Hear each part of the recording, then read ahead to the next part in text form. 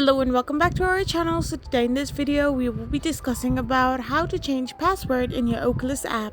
So without wasting much of our time, let's get straight into the video. So first and foremost, to change your password in Oculus app, all you need to do is simply tap open the app itself. So once you open the app, you will end up in this kind of interface where all you need to do is simply tap on the continue with email address option and get signed in into your account first. Then you will be redirected to this interface where all you need to do is simply tap on the menu option and from there choose the settings option. So once you have chosen settings, simply tap on account setting and there you can find the personal details option or the account center option. So simply tap on personal details, and once you do this, you need to tap on password and security. After doing this, you need to now tap on change password, and for this choose your Meta account.